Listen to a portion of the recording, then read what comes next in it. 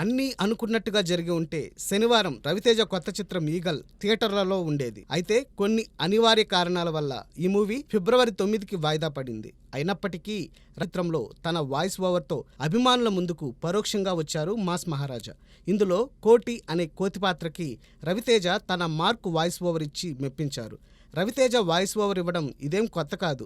గతంలోనూ మర్యాద రామన్న కోసం సైకిల్ పాత్రకి, ఆ సినిమాలో బొన్సాయి మొక్కకి కూడా రవితేజ వాయిస్ ఓవర్ ఇచ్చి ఆయా చిత్రాలకు ప్రత్యేక ఆకర్షణగా నిలిచి విజయాల్లో భాగమయ్యారు.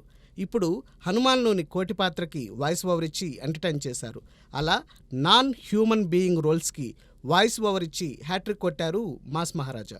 గత ఏడాది సలార్ రూపంలో ఆ క్యాలెండర్ ఇయర్కి ప్రశాంత్ నీల్ చివరి హిట్ ఇచ్చారు.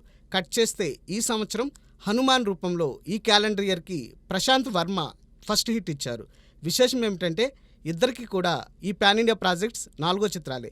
ఉగ్రం, కేజీఎఫ్ చాప్టర్ 1, కేజీఎఫ్ చాప్టర్ 2 తర్వాత ప్రశాంత్ నీల్ నుంచి వచ్చిన 4గో సినిమా సలార్ కాగా, ఆ కల్కి, జాంబిరెడ్డి తరువాత ప్రశాంత్ వర్మ నుంచి వచ్చిన 4గో చిత్రం హనుమాన్. మొత్తం మీద ప్రశాంత్ అండ్ ప్రశాంత్ 4గో సినిమాలతో చెరో బ్లాక్ బస్టర్ ని తమ ఖాతాలో వేసుకున్నారన్నమాట. మున్ముందు కూడా మరిన్ని ఘన విజయాలతో ఈ ఇద్దరు సాగుతారేమో చూడాలి.